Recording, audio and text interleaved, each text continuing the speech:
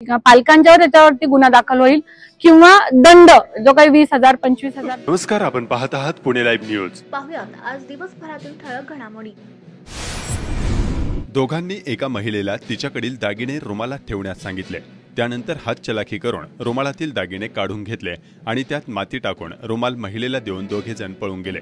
ही घटना माणिक चौक चाकण या ठिकाणी घडली। या प्रकरणी महिलेने चाकण पोलीस ठाण्यात फिर्याद दिली आहे। त्यानुसार 2 अनोळखी व्यक्तींच्या विरोधात चाकण पोलिसांत गुन्हा दाखल करण्यात आला आहे। राजगुरुनगर शहरात दुचाकी चोरटे सक्रिय झाले आहेत। राजगुरुनगरच्या हद्दीत अस्वाद हॉटेलच्या समोरील मोकळ्या जागेतून रात्री 9 ते 10च्या दरम्यान 50,000ची दुचाकी अज्ञात चोरट्यांनी लंपास केली। महेंद्र गिरी राहणार राक्षेवाडी राजगुरुनगर यांनी खेड पोलिसांत याबाबत सोमवारी तक्रार दिली आहे। चासकमान धरण परिसरातील वाडा रस्त्यावरील बुरसेवाडी येथील पूर्व बाजूला घिगे दऱ्यातील डोंगर परिसरातील घिगे वस्तीला आजही पाऊल वाटेने ये जा करावी लागत आहे। या वस्तीबरोबरच या गावातील शेतकऱ्यांना शेतीकडे ये जा व शेती अवजारे घेऊन जाण्यासाठी पावसाळ्यात मोठी कसरत करावी लागत आहे। या भागात रस्ता करण्याची मागणी या भागातील नागरिकांनी केली आहे।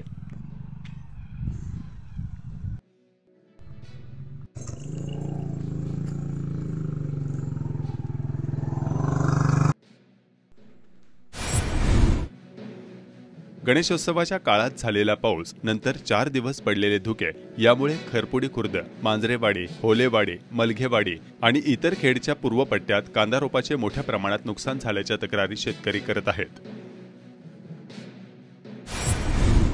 संपूर्ण चाकण शहर आणि पंचक्रोशीत आज मंगळवारी 10 ऑक्टोबर रोजी दुपारी 2:30 वाजल्यापासून वीज पुरवठा खंडित झाला होता। चाकणमधील आंबेठाण चौकात केबलमध्ये मोठा बिघाड झाल्याने हजारो वीज ग्राहकांचा वीज पुरवठा खंडित झाला। सायंकाळी 7:30 नंतर टप्प्याटप्प्याने वीज पुरवठा सुरळीत करण्यात आला। दररोज वीज पुरवठा हा वेगवेगळ्या कारणांनी खंडित होत असल्याने नागरिक त्रस्त झाले आहेत।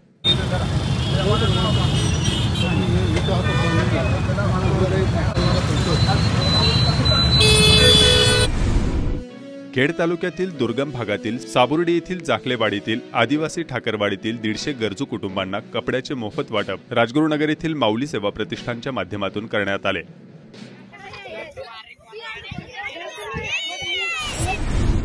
पुणे नाशिक राष्ट्रीय महामार्गावर चाकण येथील चौकामध्ये आणि चाकण ते भोसरी दरम्यान अनेक ठिकाणी सायंकाळी होणाऱ्या वाहतूक कोंडीमुळे वाहन चालक त्रस्त झाले आहेत। रोज हमखास सायंकाळी येथील वाहतूक कोंडीत अडकलेली असते।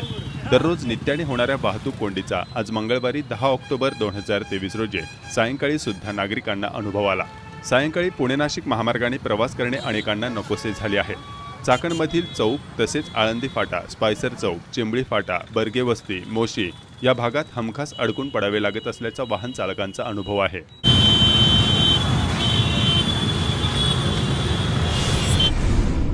आळंदी येथील नदी पलीकडील हवेली भागात उघडपणे दारू विक्रीचा व्हिडिओ सोशल मीडियावर व्हायरल झाला आहे। त्यामुळे आळंदीमधील अवैध धंद्याचा विषय चव्हाट्यावर आला आहे। राजगुरुनगर शाखा अंतर्गत संत निरंकारी चॅरिटेबल फाउंडेशनद्वारा रक्तदान शिबिराचे आयोजन 8 ऑक्टोबर रोजी करण्यात आले होते। या रक्तदान शिबिरामध्ये 226 निरंकारी भक्तांनी रक्तदान केले। रिंग रोडसाठी जमिनीचे दर निश्चित करताना मागील 3 वर्षांतील परिसरातील जमीन खरेदी विक्रीचे व्यवहार, रेडी रेकनरचे दर, बागायत, जिरायत तसेच बिगर शेती जमीन अशा विविध गोष्टींचा विचार करून दर निश्चित केले आहेत। खेड तालुक्यात काही शेतकऱ्यांना हेक्टरी तब्बल 6.5 कोटी रुपयांचा दर मिळाला आहे। परंतु हे दर निश्चित झाल्यानंतर मोठ्या प्रमाणात एजंट सक्रिय झाले आहेत। प्रशासनाने जाहीर केलेल्या दरापेक्षा अधिक दर मिळवून देऊ सांगत हे एजंट शेतकऱ्यांची दिशाभूल करत असल्याचे आरोप होत आहेत। शासकीय यंत्रणेला हाताशी धरून गोरगरीब शेतकरी व मागासवर्गीय आदिवासींच्या आणि मोक्याच्या जमिनींच्या कागदपत्रात हेराफेरी करण्याचे प्रकार या भागात बिनबोभाटपणे केले जात आहेत। तलाट्यापासून महसुलातील अतिवरिष्ठ अधिकाऱ्यांना हाताशी धरून गरिबांच्या जमिनी लाटण्यात येत आहे। जे नसे ललाटी ते देई तलाटी अशी विदारक परिस्थिती निर्माण झाली आहे। गेल्या काही काळात या भागातील अनेक सत्ताधारी, विरोधक, राजकीय नेते इतकेच काय महसूल आणि प्रशासनातील काही मंडळीही असे सर्वच जण जमीन खरेदी विक्री व्यवहारात आणि ताबे मिळवण्यात गुंतलेले आहेत। नोकरशाही, बिल्डर, गुन्हेगार, राजकारणी यांच्या चांडाळ चौकडीने पुन्हा एकदा आपले रंग दाखवण्यास सुरुवात केली आहे। चाकण MIDC मध्ये नाणेकर हद्दीत अशीच तब्बल 100 एकर मागासवर्गीय बांधवांची जागा लाटण्यात आल्याचा आरोप होत आहे। यात भल्या राजकारण्यांची नावे गुंतलेली आहेत। संबंधित शेतकरी प्रशासनाकडे हेलपाटे मारून न्यायाच्या प्रतीक्षेत आहेत।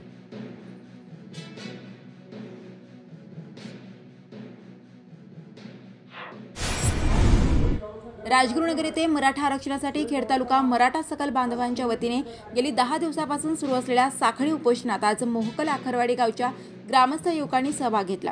कृषी उत्पन्न बाजार समितीच्या आवारात सुरू असलेल्या उपोषण स्थळावर मच्छरांचे प्रमाण मोठे आहे। मराठा आंदोलकांकडून नगर परिषदेच्या अधिकाऱ्यांना याबाबत कळवूनही याकडे दुर्लक्ष करण्यात येत असल्याबाबत आंदोलक नाराजी व्यक्त करत आहेत। दरम्यान आज मराठा आंदोलनास पैलवान मंगलदास बांदल यांनी भेट देऊन पाठिंबा दिला।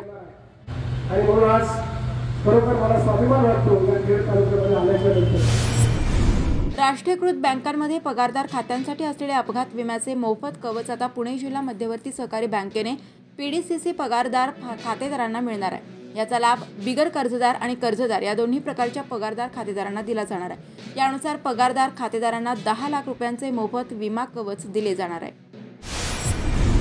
आळंदी येथे आयुष्मान भारत प्रधानमंत्री जन आरोग्य योजनेअंतर्गत पात्र लाभार्थी कुटुंबांना प्रतिवर्ष प्रति कुटुंब 5 लाखांचा आरोग्य विमा लाभ मिळवता यावा यासाठी लाभार्थ्यांचे गोल्डन कार्ड काढण्यासाठी आळंदी नगर परिषदेने रेशन दुकानदारांच्या सहकार्याने विशेष अभियानाची सुरुवात केली आहे। या अंतर्गत रेशन कार्ड धारकांना रेशन दुकानात बोलावून नगर परिषद कर्मचाऱ्यांमार्फत गोल्डन कार्ड काढून देण्यात येत आहे। खेड तालुक्याचे माजी आमदार स्वर्गीय सुरेशभाऊ गोरे यांच्या तृतीय पुण्यस्मरणानिमित्त मंगळवारी दिनांक 10 ऑक्टोबर 2023 रोजी चाकणमध्ये विविध उपक्रम राबवण्यात आले। अभिवादन सभा, विविध क्षेत्रातील पुरस्कार, विमा वाटप करण्यात आले। यावेळी माजी खासदार शिवाजीराव आढळराव पाटील, अतुल देशमुख, बाबाजी काळे, मंगलदास बांदल, शिवसेना जिल्हा प्रमुख भगवान पोखरकर, विजयसिंह शिंदे, रामदास ठाकूर, नितीन गोरे आदींसह सर्वपक्षीय पदाधिकारी, कार्यकर्ते, विविध गावाचे सरपंच, चाकणचे माजी नगराध्यक्ष, नगरसेवक आणि नागरिक खूप मोठ्या संख्येने उपस्थित होते। समाज प्रबोधनकार निवृत्ती महाराज देशमुख यांचे यावेळी कीर्तन झाले।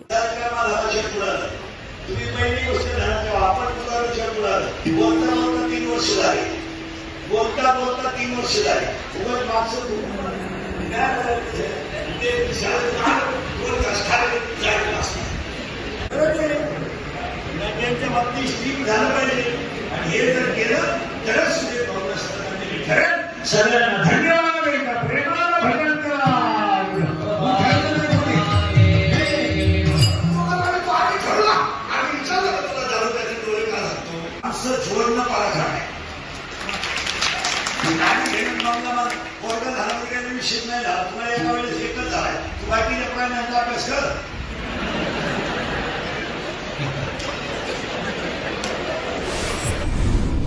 खेड पंचायत समितीच्या आवारात 3 दिवसीय रानभाज्या महोत्सवाचे उद्घाटन आज करण्यात आले। यावेळी आमदार दिलीप मोहिते, महाराष्ट्र राज्य ग्रामीण जीवनोन्नती अभियान प्रकल्पाच्या संचालिका शालिनी कडू, गट विकास अधिकारी विशाल शिंदे आदी उपस्थित होते। विविध रानभाज्या आणि खाद्यपदार्थांचे स्टॉल येथे लावण्यात आलेले आहेत। मागील वर्षी ऑगस्ट महिन्यात भरवण्यात आलेल्या रानभाज्या महोत्सवात 8.25 लाखांची उलाढाल झाली होती।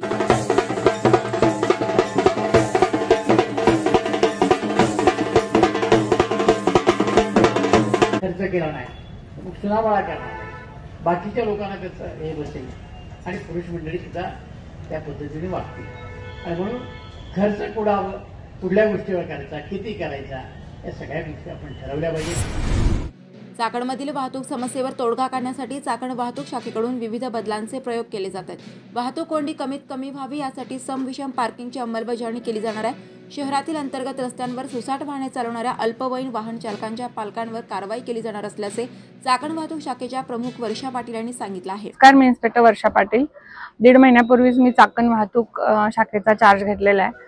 वाहतूक शाखेचा चार्ज घेतल्यानंतर पूर्ण चाकण वाहतुकीचा जेव्हा अभ्यास केला तेव्हा असं लक्षात आलं की चाकण वाहतुकीच्या माणिक चौक ते मार्केट यार्ड पर्यंतचा जो रोड आहे तो P1 P2 केलेला आहे। परंतु P1 P2 केल्यानंतर त्याला पर्यायी जर काही जागा भरल्यानंतर पर्यायी जागा आवश्यक आहे। तर त्या संदर्भात नगर परिषदेचे जे CEO आहेत त्यांच्याशी आमचं बोलणं चालू आहे। लोकांना पर्यायी जागेचा जेव्हा पर्याय उपलब्ध होईल किंवा पर्यायी जागा आम्ही त्यांना देऊ त्या दिवसापासून आपण या ठिकाणी P1 P2 राबवायला सुरुवात करू। आणि तसं सुरुवातीला टेम्पोवरून सगळीकडे अनाउन्स केलं जाईल की जेव्हा P1 P2 ची जागा भरली जाईल त्याच्यानंतर त्यांनी ती वाहनं कुठे लावायची आहेत। या व्यतिरिक्त ग्रामपंचायतीचे जे काही आहेत इथं मेदनकरवाडी, नाणेकरवाडी, नगर परिषद यांनी जे काही रस्त्यावरती अतिक्रमण झालेले आहेत ती अतिक्रमण काढणं अतिशय महत्त्वाचे आहे। कारण इथल्या ट्रॅफिकला मुख्य अडथळा होतो तो अतिक्रमणांचा होतो। तर आताच वरिष्ठांची आणि आमची मीटिंग झाली. सर्व ग्रामपंचायतीचे सदस्य, ग्रामपंचायत सरपंच, तसेच CEO वगैरे ह्या सगळ्यांची मीटिंग झाली. या मीटिंगमध्ये हाच प्रश्न होता की सगळ्यात आधी अतिक्रमणं काढून घ्यायचे. अतिक्रमणं जेव्हा निघतील तेव्हा ऑटोमॅटिक रस्ता मोठा होईल आणि वाहतुकीला अडथळा होणार नाही. या व्यतिरिक्त मुख्य हायवे जो काही नाशिक महामार्ग 60 नंबर आहे किंवा शिक्रापूर रोड जो आहे, या ठिकाणी बऱ्याच स्थानिक लोकांची मोठी वाहनं जी आहेत ती पार्किंग होत आहेत. आम्ही वेळोवेळी सदर वाहनांच्यावरती कारवाई करतो, तो दंड त्या वाहनांच्यावर आकारला जातो. पण दुर्दैवाची गोष्ट अशी आहे की तो दंड वसूल करताना सुद्धा वादविवाद होत आहेत. म्हणजे ती लोक ना ट्रॅफिकला दंड भरतायत ना वाहतुकीला RTOला दंड भरतायत, तर त्यांना काहीच फरक पडत नाही आहे. त्याच्यामुळे त्यांनी जेव्हा वाहनं घेतलेली आहेत तर त्यांनी हा विचार केला नाही की हे वाहन मी कुठं पार्क करणार, पण ते बिंदास त्या रोडवरती पार्क करून जात आहेत. तर हे आधी पार्किंग रस्त्यावरती होणं बंद झालं पाहिजे. आपण वाहतूक शाखेमार्फत त्या वाहनांच्यावर वेळोवेळी दंड मारतोय आणि दंड मारल्याबरोबर संबंधित वाहन चालकाला त्याचा मेसेज पण जातो की आमच्यावरती वाहन. कमीत कमी माझी विनंती अशी आहे की स्थानिक लोकांना जेव्हा हा मेसेज जातो तेव्हा लक्षात घ्या की रस्त्याच्या कडेला अशा प्रकारे वाहनं पार्क करू नयेत. दुसरी गोष्ट अशी आहे की मी आता ग्रामपंचायतींना आणि नगर परिषदेनं सगळ्यांना पत्र पाठवलेत की आपल्या चाकण हद्दीमध्ये कायदेशीर रिक्षा स्टँड किती आहेत. तर त्याचंही उत्तर अद्याप मला प्राप्त झालेलं नाही आहे. तर कायदेशीर रिक्षा स्टँड किती आहे, त्या रिक्षा स्टँडवर किती रिक्षा लावायची आपल्याला परवानगी आहे. तर जेव्हा हे कायदेशीर गोष्टी आम्हाला प्राप्त होतील त्याच्यानंतर आम्ही राहिलेल्या जे काही रिक्षा आहेत किंवा बाकीच्या रिक्षा आहेत त्यांना कारवाई करणं आम्ही सुरू करू. या व्यतिरिक्त मी ट्रॅफिक RTOना पण आमच्या वरिष्ठांच्या मार्फतीने एक पत्र दिलेलं आहे की या चाकण रोडवरती ज्या मोठ्या प्रमाणात रिक्षा वाहतूक केली जाते हे किती कायदेशीर आहेत, बेकायदेशीर आहेत, त्यांचे कागदपत्र आहेत किंवा नाही, त्यांचे लायसन्सधारक रिक्षा चालवतात की नाही, या संदर्भात एक RTO आणि वाहतूक शाखा अशी संयुक्तिक कारवाई होणं गरजेचं आहे. कारण बऱ्याच रिक्षांवरती दंड जे आहेत, जसं सांगितलं की दंड भरायला कोणी तयार होत नाही. तर एवढ्या मोठ्या प्रमाणात रिक्षा मी वाहतूक शाखेला नेऊन लावू शकत नाही किंवा त्या रिक्षेचं नंतर सुरक्षितता सुद्धा आमची जबाबदारी आहे. त्याच्यामुळं जी काही रिक्षावरची कारवाई आहे ती ट्रॅफिक RTO आणि ट्रॅफिक असं एकत्रित करणं खूप गरजेचं आहे, जेणेकरून ते इफेक्टिव्ह होईल आणि त्या रिक्षा चालकांच्यावरती किंवा इतर वाहनांच्यावरती त्याचा दबाव तयार होईल. तर चाकणच्या नागरिकांना, ग्रामपंचायत धारकांना, नगर परिषदांना आणि इथल्या एकंदरीतच राहणाऱ्या सर्व नागरिकांना माझी विनंती आहे की वाहतूक आपल्या चाकण मधली, ते चाकण जे शहर आहे हे आपलं आहे, हे चाकण नाव हे अख्ख्या महाराष्ट्रात प्रसिद्ध झालेलं आहे. MIDCतली इतकी जड वाहतूक आपल्या चाकणच्या ह्या रोडनी जाते, तर सगळ्यांनी त्याची काळजी घेऊन आणि जीवितहानी होणार नाही, यामध्ये नुकसान हे नागरिकांचं आहे, ह्याच्यामध्ये जास्तीत जास्त जीवितहानी आपल्या चाकणमध्ये रोडवरती होत आहेत. त्याच्यामुळे ह्या सगळ्यांचा विचार करून सर्व अतिक्रमणं काढावीत, कायदेशीर रिक्षा स्टँडवरती रिक्षा पार्क होतील ह्याची काळजी घ्यावी. शिवाय आता जे काही ग्रामपंचायती आणि नगर परिषदेमार्फत पेन पार्कच्या जागा आम्ही शोधून तिथं पेन पार्कची व्यवस्था करतोय, त्या ठिकाणी गाड्या आपल्या पार्क कराव्यात. 2 पैसे गेले तरी चालतील पण तुमची गाडी सुरक्षित राहील, गाड्या चोरीला जाणार नाहीत, गाड्या चोरीचं प्रमाण कमी होईल आणि वाहतुकीला सुद्धा अडथळा होणार नाही. तर माझी विनंती सर्व नागरिकांना चाकणमधल्या आहे, सर्व ग्रामपंचायतींना आहे, नगर परिषदेला आहे की संयुक्त कारवाईमध्ये जास्तीत जास्त सहभागी होऊन ह्याच्यावरती आपण उपाय काढावा. आता मी वैयक्तिक प्रत्येक शाळांना पत्र पाठवलंय की आपल्या शाळेमार्फत कायदेशीर वाहतूक करणाऱ्या गाड्या किती आहेत. तर एकाही चाकणमधल्या शाळांनी मला उत्तर दिलेलं नाही आहे, ही दुर्दैवाची बाब आहे. त्याच्यामुळं जे काही रिक्षा वाहतूक करतायत, मुलांना म्हणजे खचाखच भरून जी काही मुलं घेऊन जात आहेत, आमची अडचण अशी व्हायला लागली की जेव्हा आम्ही त्या रिक्षावरून कारवाई करतो तेव्हा त्या मुलांना सोडायचं कुठं, गाडी ताब्यात घेतली तर मुलांना कुठं सोडायचं. त्याच्यामुळे मला त्या रिक्षांवरती किंवा त्या वाहनांवरती कारवाई करता येईना. उद्या त्या अल्पवयीन मुलांना किंवा युनिफॉर्म घातलेल्या मुलांना मी तिथेच सोडून गाड्या ताब्यात घेऊ शकत नाही, बरं कारवाई करून गाड्या सोडू शकत नाही. त्याच्यामुळे ती कोंडी आमची झालेली आहे.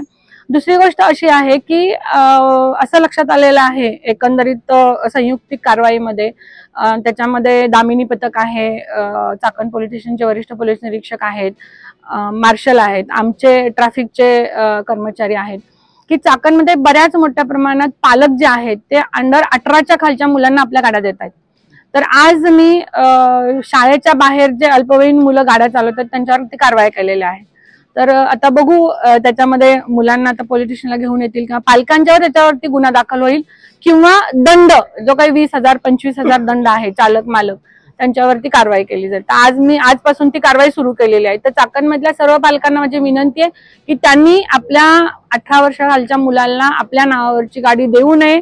मुलगा 18 वर्षाचा झाल्यानंतर त्याला प्रॉपर लायसन काढून द्यावं आणि मगच त्या गाड्या त्यांना चालवायला द्याव्यात. धन्यवाद. चाकण पाणीपुरवठा योजनेला महाराष्ट्र जीवन प्राधिकरणाने तांत्रिक मंजुरी दिली आहे. चाकणचे माजी उपसरपंच कालिदास वाडेकर यांनी यासाठी थेट राज्याच्या उपमुख्यमंत्र्यांकडे पाठपुरावा केलाय. वाडेकर यांनी चाकण पाणीपुरवठा योजनेबाबत नेमकं काय सांगितलंय पाहूया. आज चाकण शहर पाणी पुरवठा भामासखेड धरणावर जी आपण योजना साठी निवेदन दिली होती त्याला महाराष्ट्र जीवन प्राधिकरणाने मंजुरी दिलेली पहिली. आणि आता सुद्धा आनंदाची बाब म्हणजे आजच दुसरी महाराष्ट्र सुवर्ण जयंती नगर उत्थान मधून सुद्धा आपल्याला तांत्रिक मान्यता आज मिळालेली आहे. त्याबद्दल मी महाराष्ट्र जीवन प्राधिकरण यांचे मी आभार मानतो. आणि नगर परिषदेचे सीओ मुख्य अधिकारी सुनीलजी बल्लाळ साहेब यांनी सुद्धा याच्यामध्ये आपल्याला जी मदत केली त्याबद्दल सुद्धा त्यांचे आभार. कारण गेल्या 8व्या महिन्यामध्ये महाराष्ट्राचे मुख्यमंत्री देवेंद्रजी फडणवीस साहेब यांना आम्ही महेशदादा लांडगे यांच्या समावेश आम्ही जे भेटलो होतो त्यावेळेस अंतिम मंजुरी मिळावी म्हणून आम्ही त्यांना मागणी केली होती. त्यावेळेस त्यांनी सांगितलं की अंतिम मंजुरी लगेच मिळेल तर त्यासाठी तुम्हाला 2-3 महिने थांबावं लागेल अमृत योजनेसाठी. तर तुम्हाला नगर उत्थान मध्ये टाकून दिलं तर चालेल का. तर साहेबांना म्हणलं साहेब लगेच आम्ही तयार आहोत. तर नगर उत्थान मधून आपण तुम्हाला महाराष्ट्र जीवन प्राधिकरणाचं तुम्ही त्याची मान्यता घेऊन या म्हणून त्याचं प्रकरण सुद्धा आम्ही महाराष्ट्र जीवन प्राधिकरणाकडे 8-8च्या टायमाला दिलं होतं. राणे साहेबांना सुद्धा आम्ही 8,000 केलं सुद्धा हे महाराष्ट्र जीवन प्राधिकरणाकडे पत्र दिलं होतं. आणि त्याची आज आम्हाला तांत्रिक मंजुरी मिळाल्याची माहिती आम्हाला त्यांनी दिली. फोनद्वारे दूरध्वनीवर दिली. उद्या पत्र न्यायला त्यांनी बोलवलेले. परंतु मला अतिशय आनंद होतोय की दोन्ही मंजुरी आपल्याला पाणी पुरवठा योजनेच्या आपल्याला महाराष्ट्र जीवन प्राधिकरणाने दिलेल्या आहेत. यासाठी सर्व नागरिकांच्या वतीनं सगळ्या नागरिकांचा पाठिंब्यामुळे मी हे करू शकलो त्याचा मला अभिमान आहे. आता नागरिकांना तुम्ही एक दुसरी गोष्ट महत्वाची की आपल्या चाकण शहराला आता भामासखेड धरणातून जे पाणी आरक्षित पाहिजे. चाकण शहराची लोकसंख्या 2-2.5 लाखावर आपली गेलेली आणि 2054 सालापर्यंतची जी योजना आहे यासाठी जी पाणी योजना पाहिजे म्हणजे पाणी आरक्षण पाहिजे त्यासाठी आपल्याला आता सगळ्यांनी एकत्र आलं पाहिजे. त्याचं सुद्धा प्रकरण आपण महाराष्ट्र कृष्ण खोरे महामंडळाचे अध्यक्ष संचालक कार्यकारी संचालक अतुलजी कपोले साहेब यांना सुद्धा आपण जे आरक्षण करण्यासंदर्भातलं जे निवेदन दिलं होतं ते निवेदनाचं त्यांनी तत्काळ दखल घेऊन शासनाकडे प्रस्ताव तयार करण्यासाठी म्हणजे त्यांच्या खालच्या अधिकाऱ्यांना प्रस्ताव बनवण्यास सांगितलं आणि तसा प्रस्ताव आता त्यांचा तयार होतोय. लवकरात लवकर चाकण शहराला भामासखेड धरणाचं पाणी आपल्याला आरक्षित होणार आहे. पण या आरक्षित लगेच होण्यासाठी आपल्याला गावकऱ्यांना सगळ्यांना एक व्हावं लागलेलं आहे, सावधान व्हावं लागणार आहे. कारण या धरणाचं पाणी पुण्याला पिंपरी चिंचवडला आणि अन्य शहरांना जाते आणि काही ठिकाणी याची शासकीय अधिकाऱ्यांच्या बोलण्यातून येते की या पाण्याची काही विक्री होती तर ही विक्री थांबली पाहिजे. आम्हाला काही त्याची घेणं देणं नाही. आमच्या चाकणला पाणी मला मिळलं पाहिजे ही भूमिका माझी आहे. म्हणून आपल्याला पाणी आरक्षण व्हावं म्हणून यांच्याकडे आपण मागणी केली. आता हे जर असं होत असेल तर आपल्याला पुढील भावी पिढीला पुढच्या काळामध्ये सुद्धा लोकसंख्येला धरून आपल्या चासकावन धरणाचं सुद्धा पाणी आपल्याला मिळलं पाहिजे ही सुद्धा मागणी आपली आहे. आणि आनंदाची बाब म्हणजे आज जी आम्हाला महाराष्ट्र जीवन प्राधिकरणाने नगर उत्थान मधून जी आपल्याला तांत्रिक मान्यता दिली त्याबद्दल पुन्हा एकदा त्यांचे सरकारी अधिकाऱ्यांचे मी आभार मानतो. सहकारी सोसायटी आणि राष्ट्रीय बँक यांच्याकडून पीक कर्ज पुरवठा शेतकऱ्यांना देण्यात येतो. असंख्य शेतकरी यांना राष्ट्रीय बँक तात्काळ पीक कर्ज व अन्य शेती विकासासाठी कर्ज पुरवठा केला जातो. सहकारी कृषी सोसायटी या नेमक्या काय काय कामे करतात याबाबत जनजागृती व्हावी अशी सामान्य शेतकरी यांची मागणी जोर धरू लागली. कर्ज पुरवठ्याच्या अनुषंगाने सहाय्यक निबंधक हरिश्चंद्र कांबळे सहकारी संस्था खेड यांच्याशी संपर्क केला असता त्यांनी नेमकं काय सांगितले पाहूयात. त्याच्यामध्ये पीक कर्जाचे जे दर आहेत ते स्टेट लेवल बँकर कमिटी म्हणजे SLBC जी आहे ते ठरवत असते. त्याच्यावर त्यांनी जो दर ठरवलेला आहे एखाद्या पिकाबाबतीत एका एकरी ऊस पीक असेल तर त्याला किती कर्ज दिलं पाहिजे हे SLBC ठरवत असते. त्यानुसार जे बँक नॅशनलाइज बँक असतील प्रायव्हेट बँक असतील किंवा कोऑपरेटिव्ह बँक असतील हे कर्ज वाटप करत असतात.